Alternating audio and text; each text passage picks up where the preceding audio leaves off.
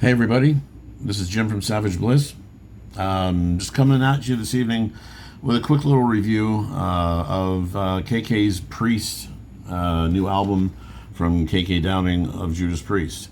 Um, uh, Not going to take a lot of time, just kind of going into it. Just wanted to kind of bring it up and bring it out and just kind of give it a little bit of a gloss over from hearing it. I usually am not doing reviews of things, but I really wanted to bring this up because with the way that things have gone on with the history of priests, and priests, unfortunately, as much as I love them, as much as they've been my influence, literally from day one, priests of the last couple albums in the last, well, I'd say 15 years or so or more, haven't been the priests that I know. I mean, I love them. I listen to them. I have all their stuff, but it just wasn't what I wanted out of them anymore.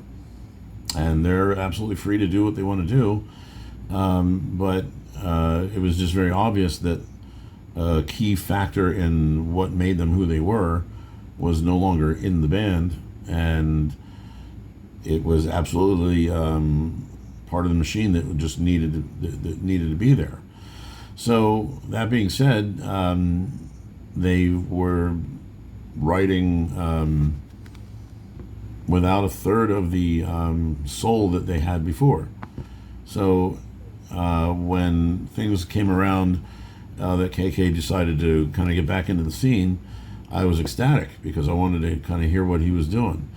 And especially bringing Tim Owens back in sealed it for me because, it was already, when Priest lost Halford and they got Tim, I already knew he was going to be a fit because his tribute band came along and played shows in the area near where I live here in Pennsylvania, and me and my other musician friends, when we saw them, knew immediately he was the guy. Before the Priest even decided to go looking for another singer.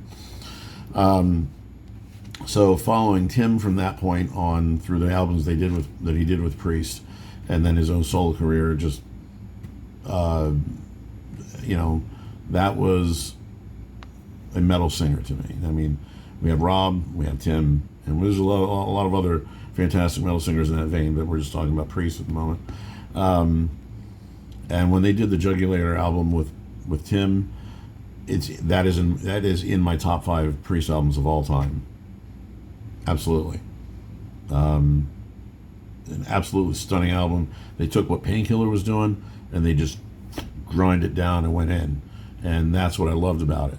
And that allowed Tim to kind of be his own guy in there, but still come up and say, hey, look, I can do all the Halford stuff. And things went the way they went. Halford comes back in a couple of years later, and then that's what I was saying. From that point on, Priest had their writing unit back, but things were different. It wasn't. I mean, bands evolve.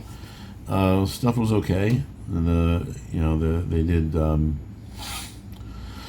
I think they only did 2 new studio albums after Rob came back before KK left. So they left us as that original Priest writing unit with Nostradamus, which highly underrated album. I love that album. It doesn't feel like Priest to me, but I love the album, so I can separate it that way. But along that way, when Halford got back, Priest didn't feel like Priest to me anymore. I knew it was them. They were doing their thing. Loved listening to it. Just wasn't Priest. So it was, well, I should say, it was increasingly getting less and less like Priest. And then KK leaves after the Nostradamus album and tour. They say for whatever reasons they did, but I'm pretty sure that KK was seeing that coming that this wasn't the same band anymore. Everybody was kind of in a different place, I guess, and just didn't agree with it. So things happen. They get another guitar player, and it was even less sounding like Priest. Again, still good material, just wasn't Priest. Still Halford singing, and Halford was still killing it, just wasn't Priest. So, unfortunately, my absolute main mentor musically, Glenn Tipton, fell ill and had to back out of the band because his playing was suffering and he wasn't able to contribute as much as he wanted to. And that had been kind of evident over the years of seeing the live shows and hearing as a guitar player, kind of noticing like, what's going on? His playing was slowly kind of not there anymore, and I think that was partially also factored in to KK's leaving the band. So we were losing Priest, is what I guess I'm saying, slowly in little pieces. And as much as they tried putting it together, it just wasn't happening. Unfortunately, which was even being the future of the band being uncertain at the moment. I just want to make a little shout to Richie Faulkner. Don't know if you're seeing this or not, brother, but we're all brothers in metal and guitar, and I know you're going through some physical problems, and all my love and all my best to you, and I hope you get better and keep going out there. Keep it going, brother. And Glenn as well. Sir, I hope it all comes out on the other end of the woods for you, and that everything works out. So again, all my prayers and all my best to both of you. So okay, now getting back from that, that's making the Priest future very bleak to me. Then along that same time period, KK starts showing an interest in wanting to come back and do things musically, and I had nothing but excitement for that. Whether it's in Priest or something else, I want to hear what KK's doing. I want to hear what he says, what he has to say. But I wasn't sure where he was at musically as a guitar player, because I heard much from him. It's been 10 years since he left the band. He left on a strong note. He wasn't slipping at all. He was like, every show, he was still bringing it and killing it. But he did a live show at Bloodstock at a festival, doing a couple Priest songs, and he seemed all right. He seemed like, but it was just, bread and butter stuff for him. I mean, it was just Priest. It wasn't anything new. But it was all right. He seemed okay. So, but I was interested to hear what a whole album of new material with him would be like. So then I hear the lineup that was supposed to happen. He got Tim Owens. I was on board 150% after hearing that. But then Les Binks from Stained Class and Hellbent for Leather. My God, I could not wait to hear this. I know that Dave Ellefson from Megadeth was doing bass for the live thing that they were doing at KK's place, and I wasn't sure if Dave was going to be the bass player on the band or not. That would have been super cool if he was. Ended up not being. And unfortunately, Les got hurt and couldn't contribute to the band, so they had another drummer come in who kicked ass on the album. And then the other guitar player they got, what they had for the other thing, I'm sorry guys, I don't remember your names at the moment, but really, really good guitar player. KK wouldn't have picked these guys if they weren't. Excuse me. So we hear that they're putting an album together. I am ecstatic. But there's a long wait because of just the way things happen and the whole COVID thing. And I hate even saying that in a video that people are going to watch years from now and hear us dating ourselves talking about COVID. But it delayed everything for everybody. But we finally got around to the album finally coming out. A number of videos of songs were released in the last couple of months, really whetting the appetite really setting it up because they seem to be really killer songs. But we'll see how the rest of the album panned out. So got the album a few days ago, and just before I get into the musical evaluation of it, it shows up in a nice little Econo package with the two folding gate open things with the disc in one thing and the book in the other thing, and is what it is. Cool packaging, cool materials, very spooky looking metal stuff on the front. So okay, that's that. But musically, we've already heard 5 songs from it in the videos, so knew what was coming with them. I'm just going to say that overall, the entire album, if I were to give it a 5-star rating, has a solid 3.5, 3.25.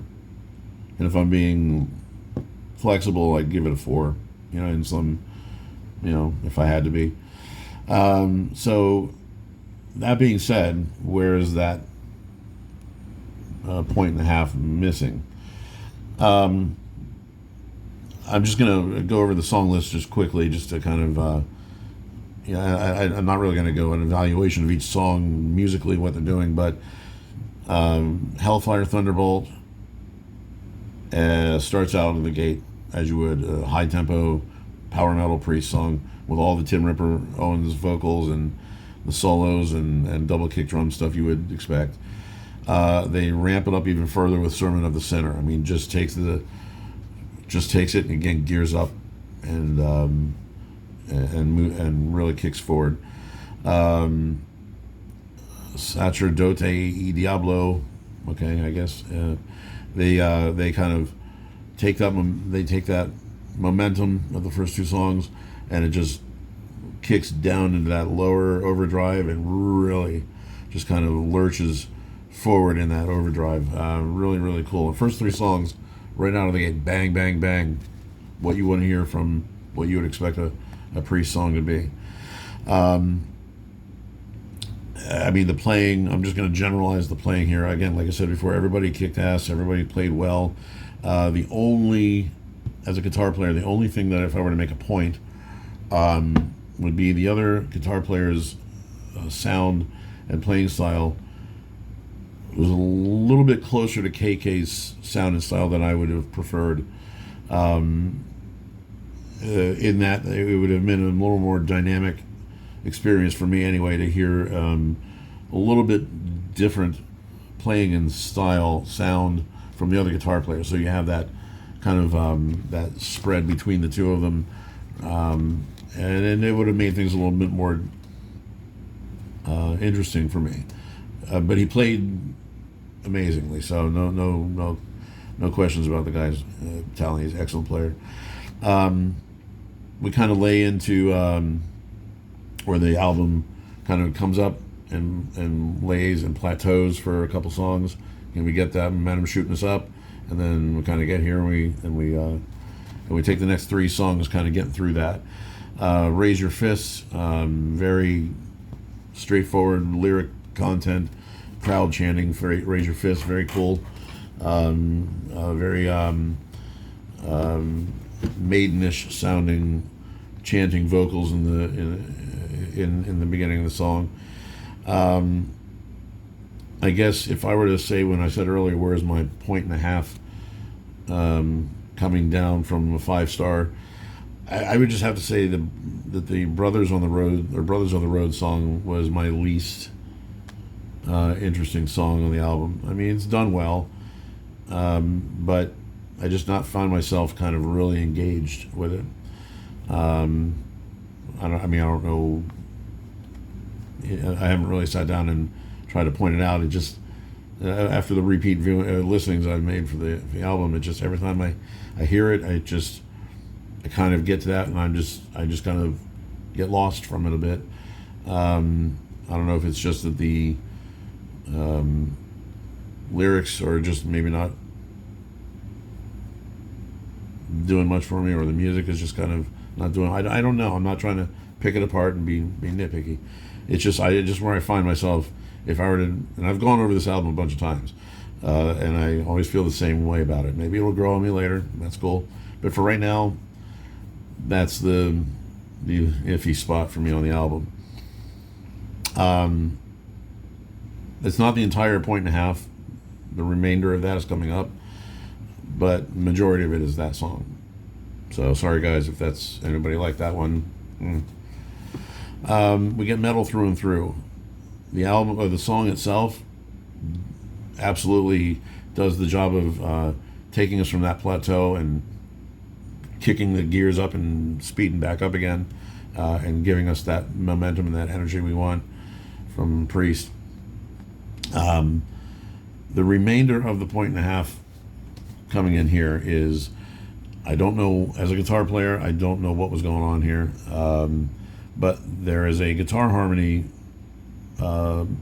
section in post-chorus. Every chorus there's a little double time piece that happens with a guitar harmony, a rhythm harmony that is I'm not sure what they're going for there, because it was just, the harmony is just really out of place to me, and I'm not hearing where things are supposed to harmonize.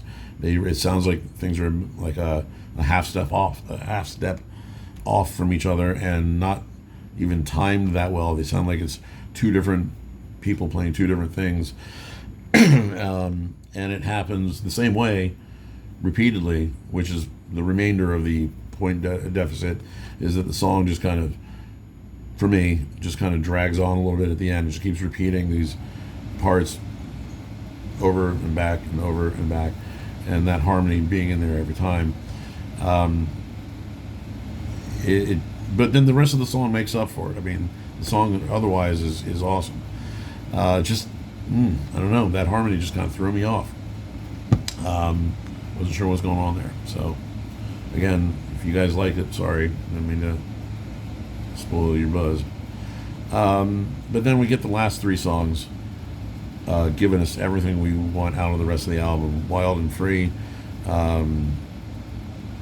very, very, again, empowering lyrics, and vocally everything is Tim Owens all the way, and Hail for the Priest. I mean, lyrically, or song titles, which throughout the album you have little kickbacks of other Priest songs, musically and song title wise, which brings me, one more point about Hail for the Priest.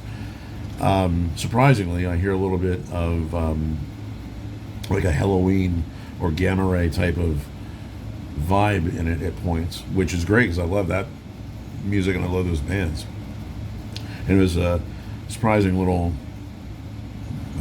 point of the song that at least I'm hearing that. I don't know if anybody else hears it, but it was very cool. So then we get to the last point I'm going to make is Return of the Sentinel. Now, what I'm going to say isn't really detracting from my score rating if I were to put that. It's just a note, a point of note here.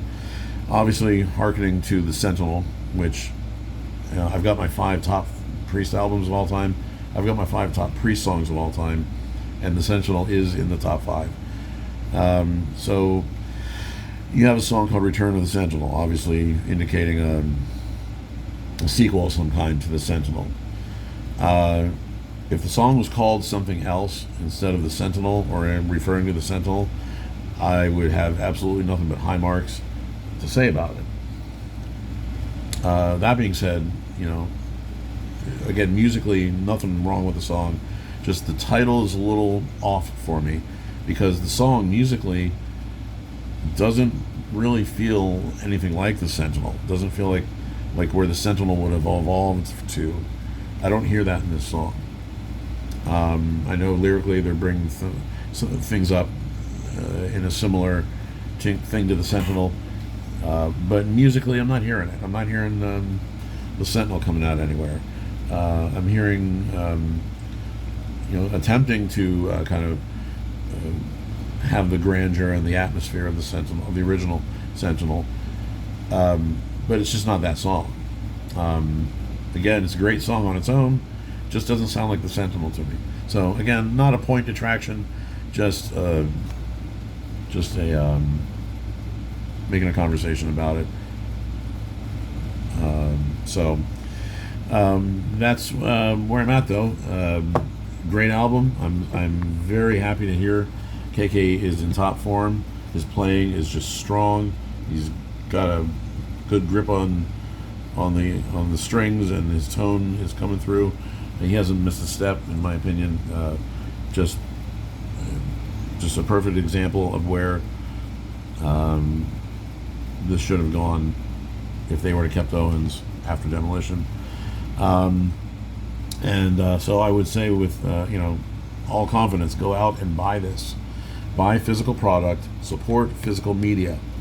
I know we live in a digital world in most cases. I do too, but I can tell you that I've got 2 tote cases or more, and add to it of CDs and physical media that I can back up anything I listen to with. But I prefer to listen to my favorite things on disc, and I always will. So go out and buy physical media. It gives you something to own, a piece of what you enjoy to be a part of you, and it's a superior format. I don't care what anybody says about lossless data and streaming and bit rates. I'm in that business. I'm in that industry too, and it is what it is. But I don't buy it. I buy this. And on top of it, your favorite artists can't sign your FLAC file, but they can sign this. So do yourself a favor, go out and get KK's Priest album. See them if they come to tour near you. I am going to definitely do that. And if you have any other things that you'd like to add and say in the comments, absolutely feel free to do so. Keep it civil, keep it positive, don't make me come looking for you, and keep it savage.